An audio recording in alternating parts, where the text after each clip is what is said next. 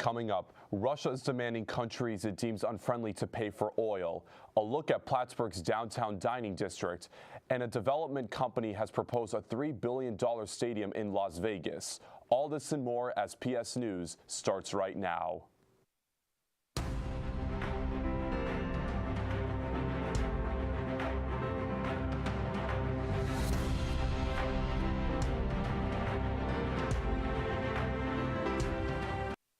Good afternoon, and thank you for joining us on this busy Friday. I'm Benny Nazai. And I'm Jason Lynch. Let's take a look what's happening around the world.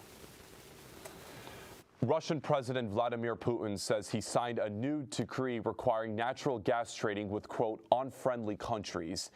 It means that companies will need to have accounts in Russian banks and pay for contracts in rubles. Putin said, quote, we suggest that counterparts in these countries use a very simple and transparent scheme in order to buy Russian gas. They need to open ruble accounts to Russian banks, and payments should come from these accounts. The new rules take effect tomorrow, April 1st. Putin said if the payments in the Russian currency are not made, active contracts will be suspended. Quote, nobody gives us anything for free, and we're not able to be charitable, according to Putin. With the price of oil spiking, the Biden administration is thinking about tapping the strategic petroleum reserve again. A plan being considered involves releasing a record amount of oil to help drive down the price at the pump. With the war in Ukraine likely to drag on, there's no immediate relief in sight for the high prices of gas. The announcement, which could come as soon as Thursday, would involve releasing around 1 million barrels per day. President Biden let out around 60 million barrels November in response to another round of price spikes. COVID-19 vaccinations will be offered to migrants in custody at the southern border. That's according to the Department of Homeland Security. This plan may also be extended to thousands of people who are found trying to get into the U.S.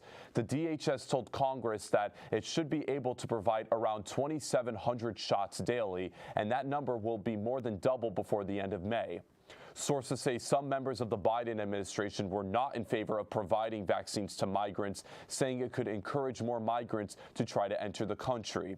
Meanwhile, the Department of Homeland Security says they're bracing for the end of a Trump-era pandemic emergency rule that could mean up to 18,000 people a day at the U.S.-Mexico border. NASA reports a massive solar flare erupted from the sun Wednesday afternoon. The burst was powerful enough to cause a short-wave radio blackout in some areas. This means some airplane pilots, boat captains, and radio operators may have noticed the disturbance. NASA classifies the event as an X-class flare. More powerful solar flares compose dangers to satellite power lines and even astronauts in space. There's a chance the flare could cause an aurora, a stunning light show in the sky, but no confirmation of that yet. Now coming up, a look at this week's weather. All this and more right after these messages. Stay with us. What am I looking at here?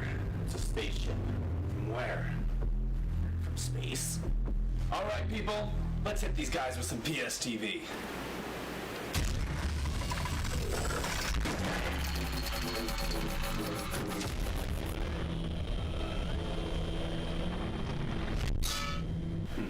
Did not work. Probably because it's a TV station and not a laser. Good afternoon, I'm meteorologist Elijah Donahue. Let's take a look at the weather near you. Friday is going to be the high of 52 and raining. Saturday is going to be the high of 46 and sunny. Sunday is going to be the high of 44 and raining. Monday is going to be the high of 50 and cloudy and sunny. Tuesday is going to be the high of 53 and cloudy and sunny. Back to the desk. Thank you so much, Elijah. Coming up, a look at some news closer to home. Stay with us. Teak is Tau Kappa Epsilon. It's a national fraternity. It's one of the biggest in the nation right now. We're about 37 guys. We do our best to serve the community that we are part of, and we really like to give back. In my opinion, what makes Teak stand out is just the amount of leadership skills that you will develop as a Teak. As time progresses, as you go through the rush process, you realize just like how genuine the people are in this organization. Better men for a better world. Rush Teak. Welcome back. Let's take a look at some news happening near you. The United States-Canadian border is now easing even more crossing restrictions heading into April, such as ending a COVID-19 testing requirement to enter. North Country officials believe this will benefit the region greatly. PSTV's Michael O'Donnell has the story. Canadian border restrictions easing. The one policy to enter Canada that still remains in effect is proof of vaccination. North Country Commerce officials say it'll be back to normal for those crossing the border. You can cross the border by going and getting vaccinated, which people can still do. So for the vast majority of Americans and Canadians who are vaccinated, as of April 1, they'll be able to fairly freely cross the border. In order to get to Canada, Americans have to download the brand new travel application called ArriveCAN. Officials are saying the process is quite simple. Put your basic info in there, including the verification of your vaccination status. That becomes permanently part of your app. And then anytime you're planning to go to Canada, within 72 hours of your planned trip, you need to use your app and say, I'm planning to cross the border at Lacal tomorrow around 3 o'clock. With economic struggles across the United States, the opening of the border for the North Country, especially Plattsburgh, will be very beneficial for tourism and business. For the Plattsburgh area, Quebec is the business that we are in. And that certainly includes visitation for both tourism and retail and recreation and other purposes, although that isn't predominantly what our connection is. It is an important connection. New York State Assemblyman Billy Jones says that the easing of border restrictions is important to helping local businesses and families get back on track after a long border closure and pandemic restrictions. With vaccination status as a must for border crossing travel, some officials are acknowledging the remaining requirement could stall travelers from visiting on either side. Well, there's no question that any new requirements will, to some degree, reduce the number of people traveling. So it isn't going to instantly be like a light switch that they come down the same numbers, let's say in May of this year as they did in May of 3 years ago. With COVID cases on the decline and tourism on the rise, there is hope that with the reopening of a Canadian border with less restrictions for a stronger North Country economy. Out of Plattsburgh for 459 News, I'm Michael O'Donnell. A local design shop hosts the Plattsburgh community in a creative way for parents and children. PSTV's Jolie Sneed has the story. Old Soul Design Shop started off the weekend with an interactive parent and child jewelry making class taught by Kirsten Dara and her daughter Alyssa from Kindling & Kine, a local artisan company. Beads out of paper, scrap paper, wrapping paper, anything really. And Old Soul provides a space for local artists like Kindling & Kine to share their skills with the community. And when we grew into this larger venue, it was just really nice to be able to give people an opportunity to teach what they know. So the community has the availability for classes as something to do with their weekend, but also the teachers and the artisans can make money teaching what they love to do. Parents and children in the Plattsburgh community came out to show off their jewelry making skills.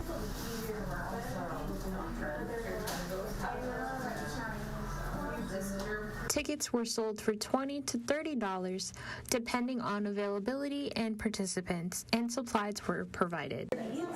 I'm hoping that everyone has fun, first of all, and that they can go home with some jewelry that they can wear and be proud of and make some memories making jewelry. This interactive class provides an opportunity for bonding between parents and children with a fun activity. I to find something that I could do that would be good for adults and children. So bead making is fun for everyone, really.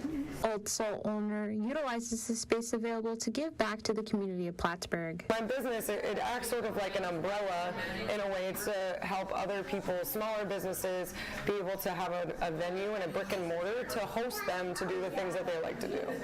Kindling in Kind will host another interactive class in May at Old Soul. For CMM 459 News, I'm Jolie Sneed. The city of Plattsburgh is experiencing a few changes to its downtown dining district. Residents are unsure of what the next few years have in store, but look forward to the transition. Dining downtown, there are many options that locals hold close to their heart. Himalaya Restaurant is one of them. As of Saturday, the location is closing its doors after 11 years of service to the community. I know that Tenzin specifically was a great community leader, and he really inspired a lot of people, and I think that a lot of people are going to miss his presence in the community. While there are plenty of options to make up for this loss, there are still concerns among residents. Less diversity, for sure. I think that someone should buy it, but it's easier said than done. With establishments coming and going, there are some positive aspects. Peabody's, a local staple, is reopened after being closed for nearly 3 years. It's good that Peabody's is open because it's another place where people can go to see live music and where bands can go to play live music. As more businesses begin to flourish, there are additional issues on the table. Margaret Street is the primary road for restaurants and bars in downtown Plattsburgh. Recently, city officials have introduced a plan to rebuild the road's infrastructure, which could interrupt the flow of downtown nightlife. It's going to be an interruption. It's going to be a major interruption. But at the end of the day, the ideal situation is we can get better infrastructure in and we improve the streetscape at the same time. Officials say the reconstruction of Margaret Street could take up to 2 to 3 years. There's no telling how this will affect the operation of downtown bars and restaurants. Some business owners are calling it quits. Others are just getting started. Residents can't wait to see what's in store. For CMM 459, I'm Jamie Bruce. With the rise in gas prices due to the Ukraine conflict, many delivery drivers are struggling to maintain their business. I have more on the story. Gas prices are causing issues for many employees from several different delivery service apps, including DoorDash. I am a delivery driver for DoorDash. The spike in the prices for gas has caused many drivers to change the way they do business. Gas prices have affected the business because, you don't make a lot per order, so you really have to weigh your odds of taking bigger orders or not taking people's smaller orders because you got to counter gas, and it's upwards of $50 right now. Drivers are now hopeful that customers will pay higher tips due to the current situation.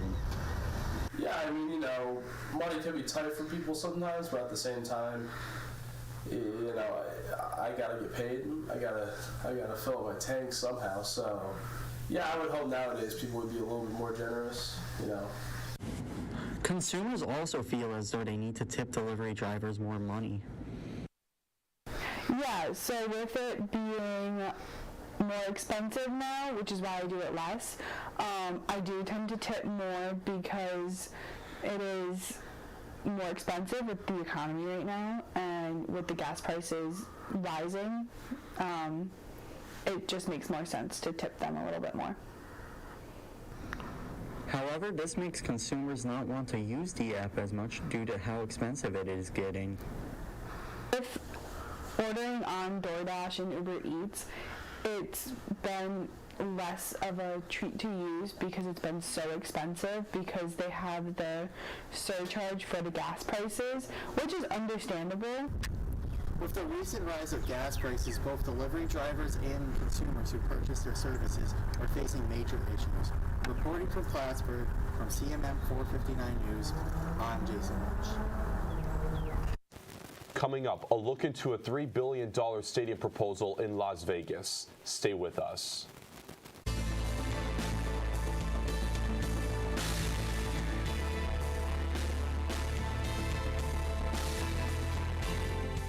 The sport of jiu-jitsu is mainly for, you can use it for self-defense. That's the number one reason it appeals to people. There's other people who come to this club for the competition aspect, and also a lot of others who do it for the workout aspect. It has multiple ways of appealing to different audiences, and you should come give it a try. You might like it.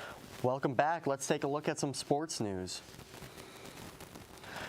The live entertainment in Sin City could be expanding. A global development company wants to build a new arena and entertainment district as part of a multi-billion-dollar project south of the Las Vegas Strip. The company says it would give the city an economic lift, potentially creating thousands of jobs. Jeremy Chen has more. Entertainment is the lifeblood of Las Vegas. As you look at the evolution of Las Vegas, the growth of Las Vegas, the world of live entertainment, the number of events that come here, want to come here, have been successful here. Mark Bidet knows a thing or two about Las Vegas and growth, helping bring the Raiders to the Valley as the team's former president. He's now a consultant for the Oakview Group, the developers behind a proposed $3 billion project just south of the Strip. The development would center around a $1 billion 20,000-seat arena, which could host events like concerts and sports. It would be located on 25 acres near the corner of Blue Diamond in Las Vegas Boulevard. Bedane says it's a prime location for space and access from the nearby 15 and 215. You have an ability to get the population down there, and you have the ability to get the local population down there easily via the two freeways. He says the development would be privately funded with no public ask and would create thousands of jobs in both construction and the development itself. There'll be tremendous economic lift and economic impact from those jobs. Bedane says once the site is complete, it will help reinforce Las Vegas as being the entertainment capital of the world. I hope it's additive to the Las Vegas economy. I hope it propels us further along in this evolution of the sports and entertainment growth that we've seen here in the Valley. Every year, SUNY Plattsburgh's women's hockey team always brings so much excitement and pride to the university and the surrounding community, and this season surely proved that. The Lady Cardinals finished the season with an impressive 15-2 home record, leading them to third place in the NCAA's Division III women's hockey tournament. So this week, we'll be highlighting the Lady Cardinals' top 5 home goals as part of a new segment called Benny's Top 5 Plays. Let's roll. Oh, we started early, actually. First goal brings us to Plattsburgh versus Norwich on November 10th, and what a shot there by Sarah Krusnek right through the cadet defenders. Coming in at number 4 now, Plattsburgh versus Potsdam from February 11th. Annie Kotanko wins the offensive zone faceoff and quickly shoots it right through the goal for an unassisted goal, giving Plattsburgh a 3-1 lead against the Bears. Later in that game, Cards go up to 6-2. Freshman Tess Hurd passes out to junior Tatum Cheney at the left wing, and she scores her 3rd goal of the season on that play, extending the Plattsburgh lead against their fellow North Country rival. Plattsburgh versus Buff State now. A loose puck that ends up in the air, and it's Sarah Krusnek coming in to take advantage of that and scoring an incredible goal against the Bengals. The Cards go up 4-0 in that game. And finally, it's the shot heard around the North Country. Senior Nicole Unsworth left all alone for the walk-off goal, not even a full minute into overtime, giving Plattsburgh the victory in being crowned the 2022 Newell champions, capping off another incredible season for the Lady Cards, and we can't wait to see them back on the ice next season. And this has been Benny's Top 5 Plays. Wow, what a great segment, Benny. Really giving credit to the women's hockey team after a great season. Thank you. Well, thank you, but unfortunately, that's all the time we have for today. To stay up to date with PS News and PS TV programming, be sure to follow at Plattsburgh State TV on all of our social media platforms. Oh, for the crew here at PS TV, thank you for joining us and have a good evening, Plattsburgh.